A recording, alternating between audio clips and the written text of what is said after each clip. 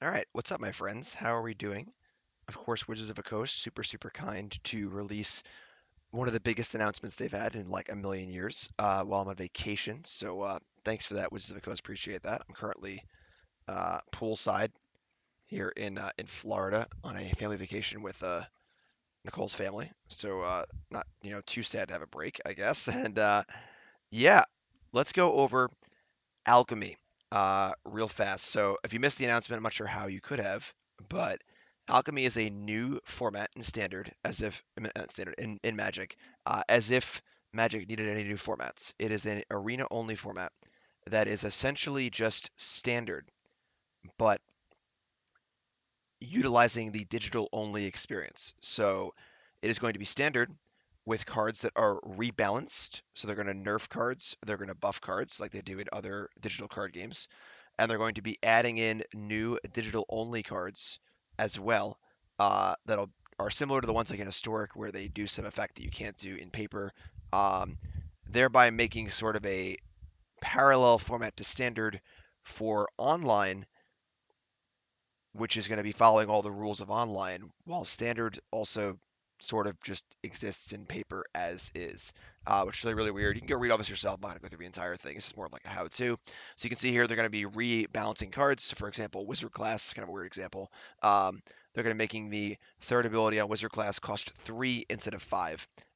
And the buffing portion of this is a little weird. The nerfing portion is pretty easy, right? All-One's Epiphany is too good, and their debuff to All-One's Epiphany is pretty good. Hopefully, I'll find it in one of these things, but it's pretty good, honestly. And that it's pretty easy to find the outlier cards that should be nerfed because they're the best cards in the format. They're nerfing All-One's Epiphany, Asika's Chariot. There only are about 10-ish outlier kind of cards that are the top cards in the format, so picking the ones to nerf are pretty easy. Picking the ones that buff is a little different because there are hundreds of cards in Standard, and obviously most of them don't see play in Standard. And in theory, you could buff any one of them to see play. You could pick some random draft common, pick Serap's Packmate, the 3/3 4 drop from Kaldheim common that draws a card when it comes into play. If you made that a 4/4, maybe it's going to see Standard play. So like you could basically buff any card you wanted to make it legal or make it good in Standard. Therefore, the buffing part is a little weird and kind of arbitrary, which is a little bizarre. But this is like obviously a kind of a cool thing you would like to see. I mean, I'm sure Wizards would love to be able to do this just in paper too, where like that Oko Thief of Crowns, they could just push a button and all the Okos change from being plus 2 loyalty plus 1 loyalty to plus 1 loyalty minus 1 loyalty, and now the card's fair. So this is obviously a huge change because it looks like they're going to be pushing this pretty hard on Arena as the new standard format. So you can see here these are the rebalanced good cards in the format. So you can see Orange Epiphany now, same mana cost 5 mana, take an extra turn, but you only get the birds if it was foretold, and the foretell cost goes up by 1. This is actually a really good fix. I mean, this makes the card much more reasonable. Now, if you copy it, you don't get birds. You can't just cast it and get birds. You have to foretell it first, so it costs 9 mana total. Much more fair version of the card for sure. Is it playable? I don't know, honestly. That's kind of the weird thing too, is that like when you nerf cards, so you nerf a Seeker's Chariot. The Seeker's Chariot nerf is also fairly elegant. It now only makes 1 cat, despite having 2 in the art, and it crews for 2. So it doesn't feel so bad when you have to Doomblade their chariot because they only have 1 creature left over, not 2. So definitely a nerf, but is this Asika's Chariot still playable? I don't know, and that's kind of a weird thing because when you're nerfing cards like this, you can nerf them, but there's always going to be a best card in the format. Now Asika's Chariot's down 2 notches. Maybe it's just not playable anymore. Maybe it is. It's a very interesting space, and there's been a lot of backlash about this. I watched the Wizards announcement stream while having lunch at Epcot. I snuck away from the family for a little bit, and they were on some Soarin' ride or something like that. Not the Planeswalker Soarin', like through the air Soarin'. And but the the backlash on Twitch chat was obviously super negative because that's just what people are. And people's gut response is always to fear change and not be happy about things. I'm a huge proponent of doing this in Historic. I think that the Historic uh, way of doing this, the Historic adding digital only cards, even changing cards is like really cool because that's their digital playground and they can do that there. And I think it's really cool to have a format that takes digital to its maximum and allows them to kind of just do whatever they want on this digital playground, try different things, do all sorts of different stuff. I think digital only mechanics are really, really awesome, except for one or two. But like, cards like Manic Orchard Phoenix, super cool card. Their Perpetual effects are super cool. Feralise, a super cool Planeswalker. So I like a lot of his stuff. It's really, really cool. But of course, the thing is about Standard is now by doing this, we've splintered the player base. So all the people who are very cranky about it are going to go play regular standard, maybe if they even were at the first place, and the players who like it are going to play Alchemy standard. There's also historic, and there's paper, there's pioneer, there's modern, there's legacy, there's commander, there's limited, there's just so many freaking formats, and it's just further splintering the player base, which is a concern as well. So this is going to be weird. They've announced there's going to be a lot of support for this format. They're going to have arena opens for it. They're going to have high level play for it, and that's all well and good, but it basically means like the death knell for regular standard. And not to say standard's been doing well lately. Standard's obviously been in a rough spot for the last few years, but as someone who loves standard, I think standard's a great format, an important format. I grew up playing F&M in standard, and then I just think that standard's a great format as far as like this is your new format. This is your F&M format. This is your format where players can start playing the game, not feel overwhelmed by 15 years worth of cards, and build a deck and play, and from the draft commons and kind of go from there. Local stores display and so on and so forth. So this divide this is creating is my biggest concern. Where are they even going to support standard anymore? Is it even a point? Is it even a point? Like is standard just an online only format now? You know, um, I don't really know. I in some ways I like this a lot. In some ways it worries me, and I try to not have the knee jerk reaction. I try to be the reasonable take, if you will. Obviously outrage content's very popular, but I like a lot about this and I dislike a lot about this, and I'm not really sure where it goes. It is a major major announcement. This is essentially them saying that they are banning standard forever. There's no more regular standard. And I don't know what that means for paper events. When the SG Tour returns, will it have standard? Because who's gonna want to play standard with or old school Orange Epiphany and Goldspan Dragon when the cards have been nerfed on Arena for however long, too. So my real worries here are, splintering the player base, basically just soft banning standard as a format in general, and then just sort of like a weird nebulous like. I mean, if every card is exactly equal, are the cards fun? Yes, hopefully. No. Is it going to be fun to play with the Seeker's Chariot when it's not as good?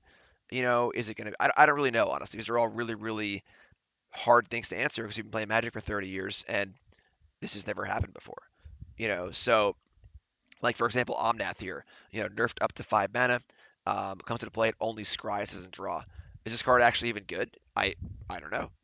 It's Omnat's really good, but at 5 mana and not drawing a card, is that even good?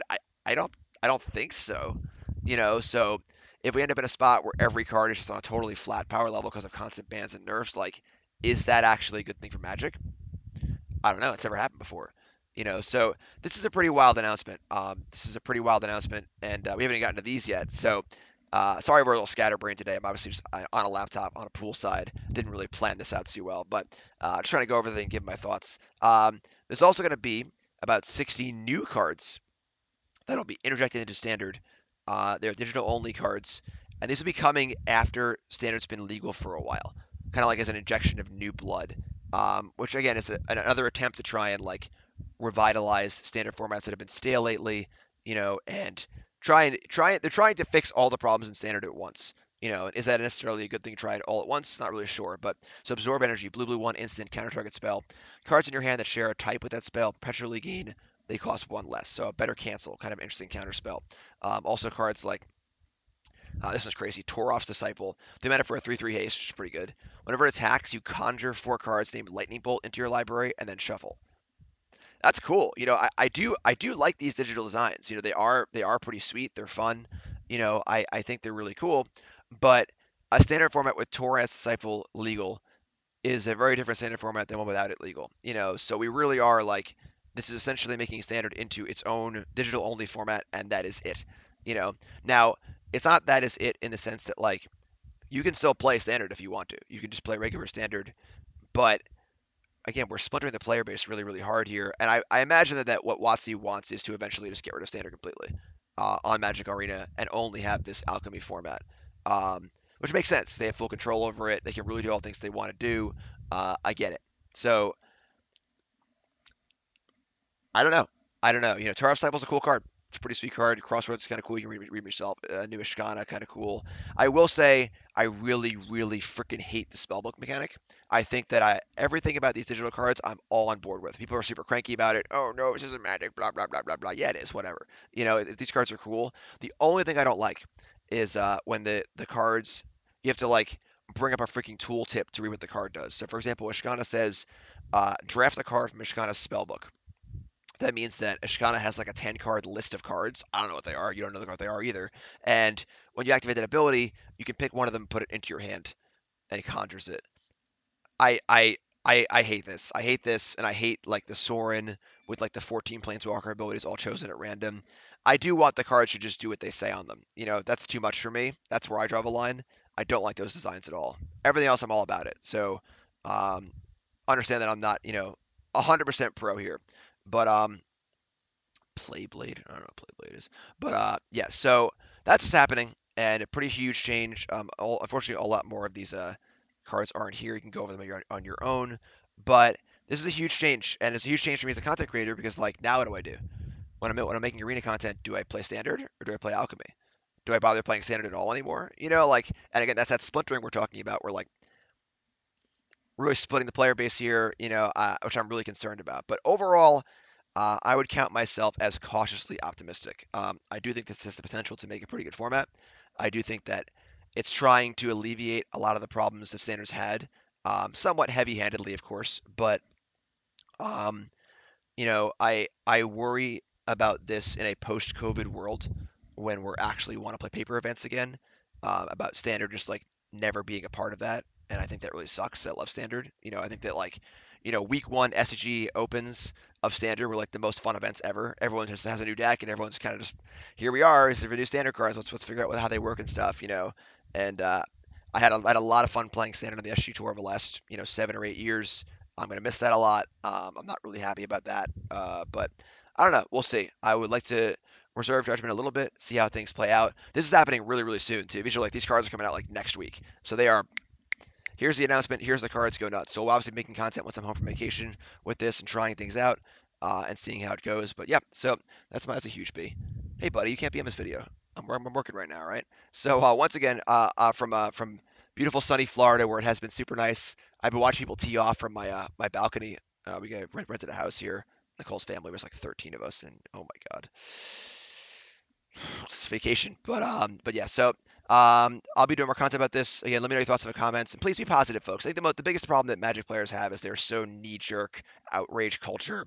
Like no, my game. It's just very, very common in game communities in general. When anything changes ever, the first response is no. So just take a second and breathe is what I would say. Leave your comments in the chat. Think about them. Don't just knee jerk. Take a little time to think about how it's going to affect your gameplay, how you play the game. Do you only play arena? Do you only play paper? And try and absorb energy here. Take it in. Think about it and put your thoughts together. It's okay to not like it. One of the problems is that like when everyone's screaming to the hills and you actually have a genuine negative opinion, it feels like you're like, well, I don't even want to express it because everyone's just screaming to the hills. I don't want to be part of that. But having a negative opinion is okay. Just like, just try and flesh it out. So I'm Jay Davis again. Like, comment, subscribe. Again, not my usual video format here. I'm on a crappy microphone, poolside. But, like, comment, subscribe. We do all the usual stuff. And I love you all. I'll be home from vacation next week. Trying to have a video up every day. You're all great. I love you all. Thanks for watching, folks. Appreciate it. Have a good one.